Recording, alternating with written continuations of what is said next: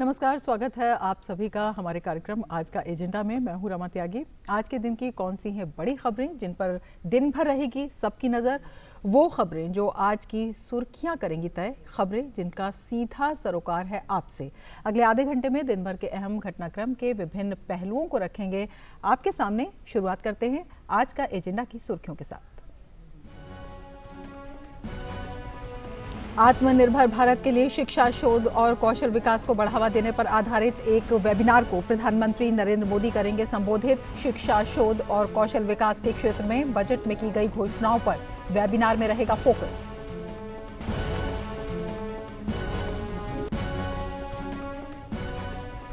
Covid टीकाकरण का दूसरा चरण के तहत देश भर में तेजी से हो रहा है टीकाकरण। अब तक कुल 1,54,00,000 से ज्यादा लोगों को लगा टीका। केंद्रीय स्वास्थ्य मंत्री ने की सभी पात्र लोगों से वैक्सीन लेने और वैक्सीन से संबंधित किसी भी अफवाह पर भरोसा न करने की अपील।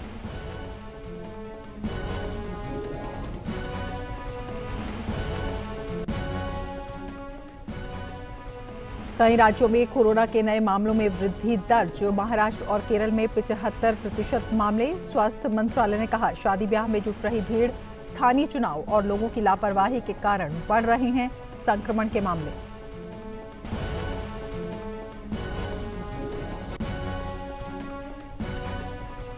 दिल्ली नगर निगम के 5 वार्डों के लिए हुए उपचुनाव की मतगणना जारी। मतगणना के बाद नतीजे आज ही होंगे घोषित। उपचुनाव के लिए रविवार को हुआ था मतदान।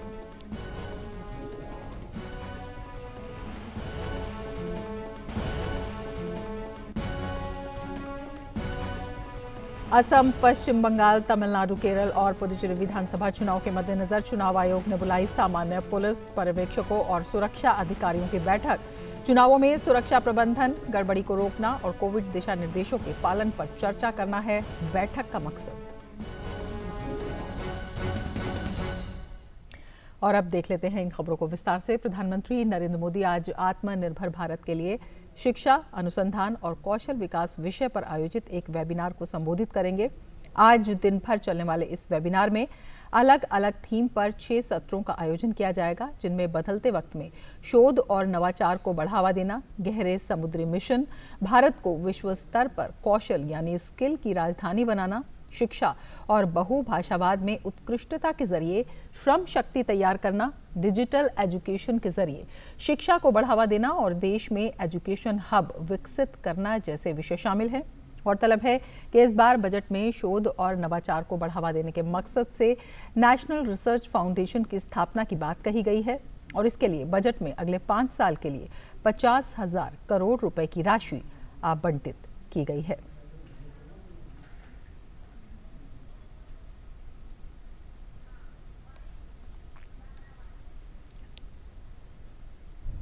और इसी खबर पर हमारे साथ जुड़ रहे हैं हमारे संवाददाता सुधाकर दास। सुधाकर, अगर आपसे जानना चाहें तो शिक्षा, कौशल विकास और उसके साथ ही शोध, ये सरकार की प्राथमिकताओं में कितना अहम है ये वेबिनार इस उद्देश्य से? देखिए, बहुत ही अहम है और खास तौर से हम जानते हैं कि ये जो अलग अलग सेक्टर्स के साथ प्रधानमंत्री संवाद कर रहे हैं, वो एक तरह से बजट में जो बड़े ऐलान किए गए हैं वो कितनी जल्दी जमीन पर उतर सकते हैं। जो वित्तीय योजनाएं हैं उन पर 1 अप्रैल से ही जो नया वित्तीय वर्ष शुरू होता है तब से ही काम शुरू हो जाए, उस मकसद के साथ अलग अलग क्षेत्रों के लोगों से संवाद कर रहे हैं। हम जानते हैं आधे दर्जन सेक्टर के साथ प्रधानमंत्री का संवाद हो चुका है, जिसमें कृषि क्षेत्र, स्वास्थ्य क्षेत्र, पावर सेक्टर, रक्षा क्षेत्र, इस तरह के तमाम क्षेत्र शामिल है। और आज शिक्षा क्षेत्र के तमाम लोगों के साथ, तमाम विशेषज्ञों के साथ, चाहे सरकारी क्षेत्र के हों, निजी क्षेत्र को हो, उनके साथ प्रधानमंत्री संवाद करेंगे। और निश्चित तौर पर अहम इसलिए भी है क्योंकि हम जानते हैं कि बीते 5-6 वर्षों में अगर कोई क्षेत्र जिस पर सबसे ज्यादा फोकस रहा है तो वो शिक्षा का क्षेत्र रहा है। चाहे वो स्कूली शिक्षा का दायरा बढ़ाने की बात हो, ज्यादा से ज्यादा विद्यार्थियों को एनरोल करने की बात हो, या हायर एजुकेशन के लिए ज्यादा से ज्यादा अवसर उपलब्ध कराने की बात हो, और एक तरह से इनोवेटिव तरीके से शिक्षा के क्षेत्र में बदलाव किया जा सके ताकि ज्यादा से ज्यादा लोगों को न सिर्फ अवसर मिल सके बल्कि देश के बच्चे, देश के युवा खुद को फ्यूचर रेडी भी कर सके। उस लिहाज से काफी अहम ये पूरा संवाद रहेगा, प्रधानमंत्री जो आज संवाद करेंगे। और हम खास तौर से आपने बात की कौशल विकास की, चाहे शोध की, इन तमाम चीजों पर इस बार के भी बजट में बहुत ज्यादा फोकस किया गया। आपने जानकारी भी दी कि खास तौर से नेशनल रिसर्च फाउंडेशन के लिए अगले 5 वर्षों में उसके जरिए 50,000 करोड़ रुपए खर्च करने की योजना है, और औसतन आप कह सकते हैं कि 10,000 करोड़ रुपए प्रति वर्ष रिसर्च के ऊपर सिर्फ खर्च किया जाएगा। तो ऐसे युवा जो रिसर्च के क्षेत्र में जाना चाहते हैं, आविष्कार करना चाहते हैं, उनके लिए एक तरह से हैंड होल्डिंग की व्यवस्था। हम जानते हैं कि चाहे अटल इनोवेशन मिशन हो, अटल टिंकरिंग लैब हो, इस तरह की तमाम व्यवस्थाएं देश में लागू हैं। तो स्टार्टअप के लिए भी एक इकोसिस्टम तैयार किया गया है। लेकिन निश्चित तौर पर इसके अलावा जोर इस बात पर भी है कि जो नई राष्ट्रीय शिक्षा नीति लागू की गई है, उसको कैसे लेटर एंड स्पिरिट में लागू किया जा सके, जिसका उद्देश्य ये है कि चाहे स्कूल के बच्चे हो, उनके ऊपर से बस्ते का भारी बोझ हटाना हो, उनमें सीखने की प्रवृत्ति, लॉजिकल रीजनिंग की प्रवृत्ति जागृत करनी हो, या फिर जो इवैल्यूएशन का पूरा प्रोसेस है जिसमें लाइफ स्किल्स सीखने पर जोर होता है, वोकेशनल एजुकेशन पर जोर होता है, तो उन तमाम तरीकों से इवैल्यूएशन किया जा सके। कोशिश ये भी है कि हायर एजुकेशन के लिए जो तय किया गया है कि इस बार के बजट में भी एक बड़ा ऐलान है कि अप्रेंटिसशिप दिलाई जाएगी। अगले 5 वर्षों में उस पर 3,000 करोड़ रुपए खर्च करने की योजना है। इस पर 500 करोड़ रुपए का प्रावधान भी किया गया है। तो ट्रेनिंग अप्रेंटिसशिप कैसे मिले युवाओं को, उसकी बात भी है। इसके अलावा चाहे 15,000 स्कूलों को में जो राष्ट्रीय शिक्षा नीति के कंपोनेंट है उसको लागू करने की बात हो, 100 नए सैनिक स्कूल खोलने की बात हो, 750 एकलव्य विद्यालय खोलने की बात हो, या फिर हायर एजुकेशन को रेगुलेट करने के लिए एक इंस्टीट्यूशन बनाने की बात हो, तो ये तमाम ऐसे पहलू हैं जिस पर प्रधानमंत्री चर्चा कर सकते हैं। और बेहद ही अहम है, प्रधानमंत्री का मानना है कि शिक्षा पर फोकस करके शिक्षा के जरिए ही नए भारत का, आत्मनिर्भर भारत का निर्माण किया जा सकता है। तो उस लिहाज से आज की चर्चा बहुत ही अहम है। समा बिल्कुल। और अगर आज की चर्चा पर, वेबिनार पर ही फोकस करें तो 6 अलग अलग सत्र आयोजित किए जाएंगे डिफरेंट थीम्स पर। तो क्या कुछ ये थीम्स हैं, इनके बारे में क्या कुछ जानकारी है, किन किन तरह के स्टेक होल्डर्स इसमें शामिल हैं, और किस तरह से जो योजनाएं हैं, जो प्लानिंग्स हैं, या जो रोड मैप तैयार किया गया है उसे ज़मीनी स्तर पर उतारने की एक बेहद अहम कवायद है? जी बिल्कुल, देखिए, और खासतौर से जो अलग अलग विषयों पर चर्चा हो, चाहे शोध की बात हो, नवाचार की बात हो, डीप सी रिसर्च की बात हो, गहरे समुद्र में रिसर्च की बात हो, या फिर हम देख रहे हैं कि एजुकेशन हब के ऊपर भी एक स्पेशल सत्र का आयोजन किया गया। खासतौर से अलग अलग क्षेत्रों को भी आप गौर कीजिए, नजर डालिए, रमा बीते 5-6 वर्षों में हुआ क्या है। अगर एक अकेले मेडिकल एजुकेशन के क्षेत्र को देख लीजिए तो देश में साल 2014 से पहले जितने एम्स थे उससे दुगने एम्स बीते 6 वर्षों में या तो स्थापित हुए या स्थापित होने की प्रक्रिया में है। इतना ही नहीं, मेडिकल एजुकेशन की सीट्स देखें तो पीजी में सीट्स की संख्या करीब 24,000 और एमबीबीएस में 31,000 सीट्स बढ़ाई गई है। तो एक तरह से ग्लोबल मेडिकल एजुकेशन के क्षेत्र में ग्लोबल हब के तौर पर भारत उभर रहा है। इंजीनियरिंग में हमारे यहाँ से तो हर साल लाखों ग्रेजुएट होते ही हैं, और हम जानते हैं कि दुनिया के चाहे सिलिकॉन वैली हो या कोई और क्षेत्र हो, भारत के इंजीनियर्स किस तरह से आगे बढ़कर भूमिका निभा रहे हैं। तो उस लिहाज से हर क्षेत्र में, चाहे हमारी यूनिवर्सिटीज हो, चाहे इंजीनियरिंग कॉलेजेस हो, मेडिकल कॉलेजेस हो, रिसर्च सेंटर्स हो, उनको एक तरह से विश्व स्तरीय कैसे बनाया जाए, उसके लिए क्या कुछ कोशिशें हो सकती है, सरकार और निजी क्षेत्र मिलकर किस तरह से काम कर सकते हैं। तो उन तमाम मुद्दों पर चर्चा, और पब्लिक प्राइवेट पार्टनरशिप को और भी ज्यादा कैसे बढ़ाया जा सकता है, सिर्फ सरकार के भरोसे छोड़ना उचित होगा या फिर सबको साथ मिलकर इस मोर्चे पर काम करना जरूरी है। इन तमाम मोर्चों पर बात हो सकती है। इसी तरह से जो नए क्षेत्र हैं, मसलन डीप सी इन्वेस्टिगेशन का क्षेत्र हो, शोध नवाचार बढ़ाने के लिए जो क्षेत्र, स्टार्टअप को प्रोत्साहित करने वाली जो चीजें हैं एजुकेशन में, तो वो तमाम चीजों पर चर्चा होने की उम्मीद है। इस तरह से कह सकते हैं बेहद ही अहम रहने वाला है। रमा बिल्कुल, बेहद अहम रहने वाला है सुधाकर, न केवल आत्मनिर्भरता के क्षेत्र में बल्कि वैश्विक पटल पर भी एक अपनी बड़ी पहचान बनाने की दृष्टि से आने वाले समय में आप नजर बनाए रखें। फिलहाल शुक्रिया पूरी जानकारी के लिए। आगे बढ़ेंगे। कोरोना संक्रमण को खत्म करने के लिए केंद्र सरकार पूरी तैयारियों के साथ जुटी हुई है। कोविड-19 के खिलाफ टीकाकरण अभियान का दूसरा चरण देश भर में तेजी से जारी है।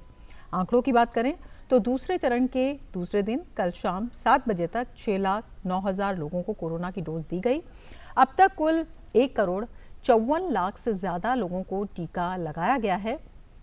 67,32,944 स्वास्थ्य कर्मियों को पहली खुराक दी गई है। पूरी रफ्तार से जारी है टीकाकरण। 26,85,665 स्वास्थ्य कर्मियों को टीके की दूसरी खुराक दी गई है। तो ये आंकड़े हैं बेहद महत्वपूर्ण। 55,47,426 अग्रिम मोर्चे पर तैनात कर्मियों को पहली खुराक दी गई है। 828 अग्रिम मोर्चे पर तैनात कर्मियों को दूसरी खुराक दी गई। और अगर आगे बढ़ें तो 60 साल से ज्यादा उम्र के 4,34,981 लोगों को मिली वैक्सीन। 45 साल से ज्यादा उम्र के सहरुग्णता वाले 60,020 लाभार्थियों को दी गई वैक्सीन। और कोविड टीकाकरण के बारे में अधिकार प्राप्त समूह के अध्यक्ष RS शर्मा ने बताया कि 2 दिन में कोविन पोर्टल पर कोविड टीकाकरण के लिए 50 लाख पंजीकरण किए जा चुके हैं। केंद्रीय स्वास्थ्य मंत्री ने सभी पात्र लोगों से वैक्सीन लेने और वैक्सीन से संबंधित किसी भी अफवाह को नकारने की अपील की है। तो तेजी से जारी है टीकाकरण अभियान और टीकाकरण अभियान को और गति देने के लिए सरकार ने निर्धारित मानदंडों का पालन करने वाले सभी निजी अस्पतालों को टीका लगाने की अनुमति दे दी है। केंद्रीय स्वास्थ्य मंत्रालय ने कहा है कि सभी निजी अस्पतालों को कोरोना टीकाकरण केंद्र के रूप में काम करने की अनुमति दे दी गई है, बशर्ते उनके पास टीका लगाने के लिए पर्याप्त कर्मचारी, लाभार्थियों को निगरानी में रखने के लिए समुचित व्यवस्था, कोल्ड चेन और टीका लगाने के बाद प्रतिकूल प्रभाव वाले लोगों के इलाज की पर्याप्त व्यवस्था हो। स्वास्थ्य मंत्रालय ने राज्य और केंद्र सरकारों से टीकाकरण अभियान में 3 स्वास्थ्य योजनाओं के पैनल में शामिल और निर्धारित मानदंडों का पालन करने वाले निजी अस्पतालों की क्षमता का अधिकतम उपयोग करने को कहा है। इन योजनाओं में आयुष्मान भारत, प्रधानमंत्री जन आरोग्य योजना, केंद्रीय सरकार स्वास्थ्य योजना और राज्य स्वास्थ्य बीमा योजना शामिल है। इसके अलावा इस अभियान को विस्तार देते हुए उन अस्पतालों को भी अनुमति दी गई है जो निर्धारित मापदंडों का पालन करेंगे और समुचित प्रबंध करेंगे। राज्यों से ये भी कहा गया कि वो वैक्सीन का भंडारण न करें क्योंकि इसकी कोई कमी नहीं है। तो देश भर में तेजी से जारी है टीकाकरण और एक तरफ जहां देश में टीकाकरण के जरिए कोरोना महामारी पर नियंत्रण का प्रयास जारी है, तो वहीं दूसरी तरफ कई राज्यों में कोरोना के मामलों में तेजी भी देखी जा रही है। महाराष्ट्र, केरल, पंजाब, तमिलनाडु और कर्नाटक में कुल सक्रिय मामलों के 84.16% केस हैं। स्वास्थ्य मंत्रालय ने कहा है कि शादी ब्याह में जुट रही भीड़, स्थानीय चुनाव और लोगों की लापरवाही संक्रमण बढ़ने का कारण है। देश में अभी कुल सक्रिय मामलों की संख्या 1.68 लाख है। 1.07 करोड़ से अधिक लोग कोविड से ठीक हो चुके हैं। गौरतलब है कि कोरोना से स्वस्थ होने की दर 97.07% हो गई है।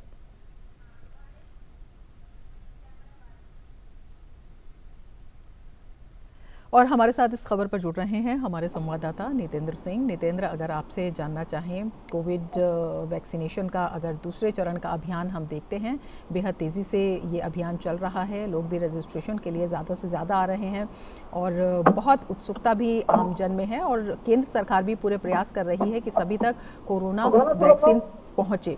और इसी से संबंधित केंद्र सरकार का नया कदम है कि निजी अस्पतालों को ज्यादा फ्लेक्सिबिलिटी दी गई है। क्या कुछ इसके लिए नियम तय किए गए हैं, यही विस्तार से बताइए।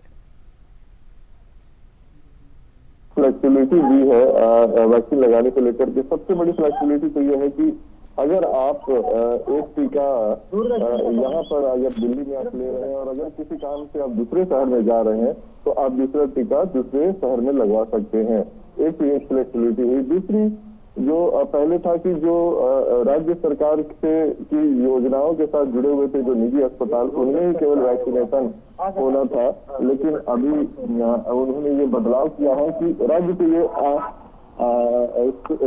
ये अपनी चॉइस होगी कि वो किसी भी निजी अस्पताल को वैक्सीनेशन के लिए अलाउ कर सकता है, बशर्ते कि वहाँ पर वैक्सीनेशन की व्यवस्था हो और जो उनके मैन पावर है वो ट्रेंड हो वैक्सीन लेने के लिए, और अगर कोई साइड इफेक्ट होता है तो उसके इलाज की व्यवस्था हो।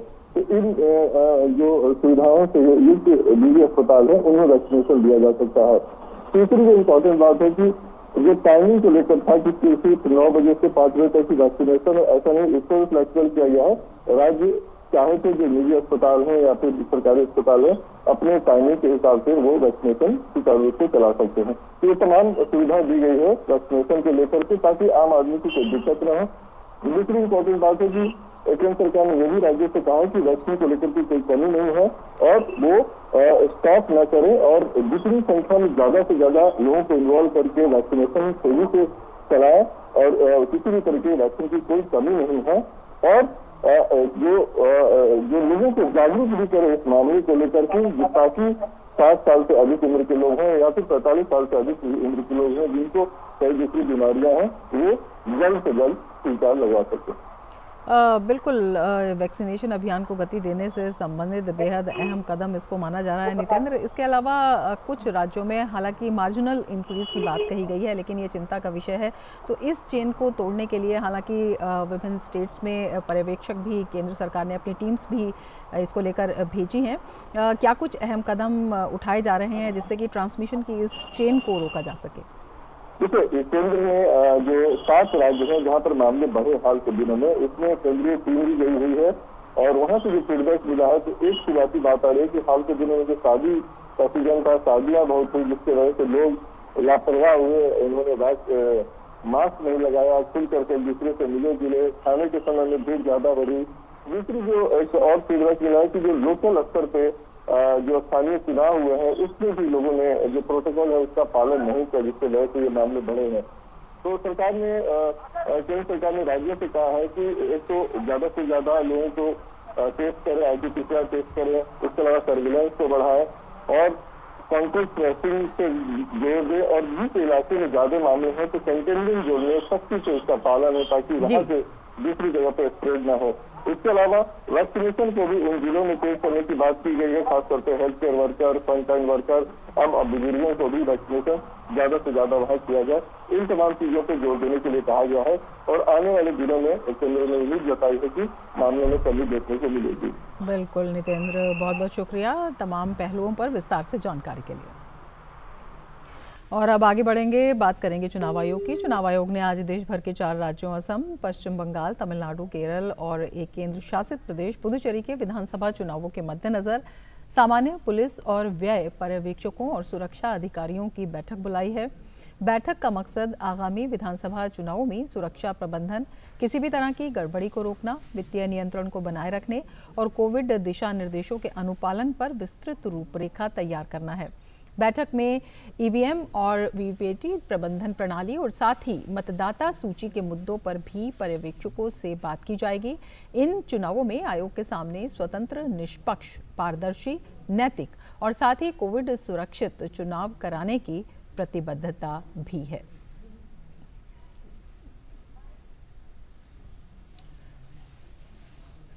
और अब हमारे साथ जुड़ रहे हैं हमारे संवाददाता ऋषि कुमार। ऋषि कुमार, जिस तरह से हम जानते हैं कि आगामी विधानसभा चुनाव में चुनाव आयोग के सामने बड़ी प्रतिबद्धताएं हैं, किस तरह से निष्पक्ष, स्वतंत्र और विशेष रूप से हिंसा मुक्त चुनाव किए जाएं और कोविड से निपटना भी एक बहुत बड़ा, जिसे कहते हैं कि टास्क है, उसे लेकर किस तरह से आज की ये बैठक बेहद अहम हो जाती है?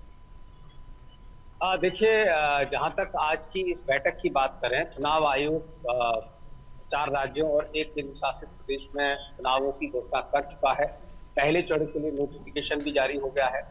जहाँ तक अब इस आज की बैठक की अगर हम इसका विश्लेषण करें तो ये बेहद महत्वपूर्ण इस बात को लेकर हो जाती है कि चुनाव आयोग के जितने भी दिशा निर्देश हैं, इन सभी दिशा निर्देशों का अक्षरशः पालन कराने की जो सबसे बड़ी जिम्मेदारी है, उस पर नजर बनाए रखने और उसका अनुपालन कराने में पूरी भूमिका निभाने में पर्यवेक्षकों की भूमिका होती है। ये पर्यवेक्षक सामान्य पर्यवेक्षक भी होते हैं, वित्तीय पर्यवेक्षक भी होते हैं और पुलिस पर्यवेक्षक भी होते हैं। जगह जगह पर इलाकों के हिसाब से अगर वित्तीय गड़बड़ियां ज्यादा होती हैं तो वहां वित्तीय पर्यवेक्षकों की भूमिका बढ़ जाती है। इसी तरीके के सुरक्षा के मद्देनजर पुलिस पर्यवेक्षकों की भूमिका बढ़ जाती है अलग अलग राज्यों में और इलाकों में भी। तो उस लिहाज से अगर हम देखें तो चुनाव आयोग के ये आंख की तरह काम करते हैं चुनावों के दौरान। हालांकि चुनाव आयोग राज्य की जो उपलब्ध मशीनरी होती है उसमें जिलाधिकारी को जिला निर्वाचन अधिकारी के रूप में काम करवाता है और जिला निर्वाचन अधिकारी चुनाव आयोग का प्रमुख जी, ऋषि। प्रतिनिधि होता है जिले में, उसके माध्यम से वहां चुनाव होता है। तो आज की बैठक में जिस तरीके से कोविड का एजेंडा है, ईवीएम वीवीपैट का एजेंडा होता है कि किसी भी तरीके की कोई प्रॉब्लम ना आए, स्मूथ फंक्शनिंग होनी चाहिए, और जो कोविड गाइडलाइंस है उसको भी पर्यवेक्षकों के माध्यम से सुनिश्चित कराना, और साथ ही साथ जो सुरक्षा के इंतजाम है उस पर भी इन पर्यवेक्षकों की क्या भूमिका होगी, इन सब चीजों पर आज मंत्रणा की जाएगी। बिल्कुल ऋषि, आप नज़र बनाए रखें। फिलहाल शुक्रिया पूरी जानकारी के लिए। और अब बात कर लेते हैं दिल्ली में एमसीडी के 5 वार्डों में हुए उपचुनाव के लिए मतगणना की। आज मतगणना हो रही है। राजधानी में मतगणना के बाद उपचुनाव के नतीजे आज ही घोषित कर दिए जाएंगे। दिल्ली नगर निगम के लिए हुए 5 वार्डों के उपचुनाव को अगले साल होने वाले तीनों दिल्ली नगर निगम के 272 वार्डों के सेमीफाइनल के रूप में भी माना जा रहा है। गौरतलब है कि इस बार 5 वार्ड में कुल 2,42,414 मतदाता हैं। इनमें से 1,23,299 मतदाताओं ने रविवार को मतदान किया। दिल्ली एमसीडी के 5 वार्डों के लिए उपचुनाव में 50.86% मतदान दर्ज हुआ। और इसी की जानकारी के लिए हमारे साथ जुड़ रहे हैं हमारे संवाददाता गिरीश निशाना। गिरीश, सबसे पहले हम आपसे यही जानना चाहेंगे, मतगणना शुरू हो चुकी है, क्या कुछ रुझान आपके सामने आ रहे हैं, क्या जानकारी आपको मिल पा रही है?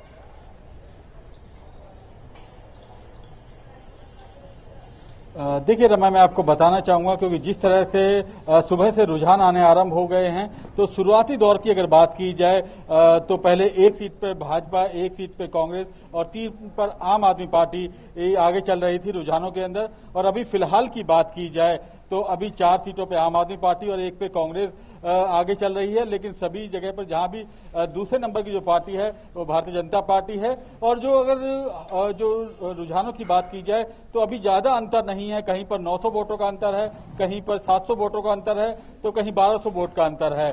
तो अभी तो धीरे धीरे जब तक परिणाम आएंगे तो बहुत कुछ बदल सकती हैं जो पूरी की पूरी जो काउंटिंग होगी उसके हिसाब से। लेकिन फिलहाल अभी रुझान आने आरंभ हो चुके हैं। और रमा, मैं आपको बताना चाहूंगा इस बार जो है राज्य निर्वाचन आयोग, जो दिल्ली का राज्य निर्वाचन आयोग है, उसने तैयारियां बहुत अच्छे से की थी। और सबसे खास बात यह है कि इस बार 50.86% मतदान हुआ। और सबसे ज्यादा जो मतदान हुआ वो कल्याणपुरी वार्ड पर हुआ, और सबसे कम जो मतदान हुआ वो शालीमार बाग सीट पर हुआ। इस बार जब मतदाता अपने अपने मतदान केंद्र पर पहुंचे थे तो उन्हें बिना मास्क के अंदर नहीं आने दिया गया। और जब भी कोई लाइन लगी तो वहां भी सामाजिक दूरी का पूरी तरह से पालन किया गया। सबसे खास बात यह रही कि दिल्ली राज्य निर्वाचन आयोग ने इस बार हर मतदाता को एक ग्लव्स दिया, एक दस्ताना दिया, ताकि जब भी वो वोट डालने जाए तो जो दूसरे व्यक्ति के संपर्क में ना आ सके। क्योंकि एक मशीन लगी हुई है, ईवीएम मशीन लगी हुई है, उसमें बटन दबाना था। तो ऐसे में राज्य निर्वाचन आयोग ने पूरी तैयारी की, क्योंकि कोरोना काल चल रहा है, ऐसे में उससे बचना भी बेहद जरूरी है। तो इस तरह से तमाम राज्य निर्वाचन आयोग ने तैयारी की थी। और फिलहाल अभी रुझान आने पूरी तरह से आरंभ हो चुके हैं। सुबह की अगर बात की जाए तो सुबह में 1 पे भारतीय जनता पार्टी, 1 पे कांग्रेस और 3 पर आम आदमी पार्टी आगे चल रही थी। लेकिन फिलहाल की अगर बात की जाए तो इस समय पे 4 सीटों पर आम आदमी पार्टी और 1 पर कांग्रेस आगे चल रही है। बिल्कुल गिरीश, आप नज़र बनाए रखें। फिलहाल बहुत बहुत शुक्रिया पूरी जानकारी के लिए। इसके साथ ही आज का एजेंडा में फिलहाल इतना ही, लेकिन डीडी न्यूज़ पर खबरों का सिलसिला लगातार जारी है। आप देखते रहिए डीडी न्यूज़। नमस्कार।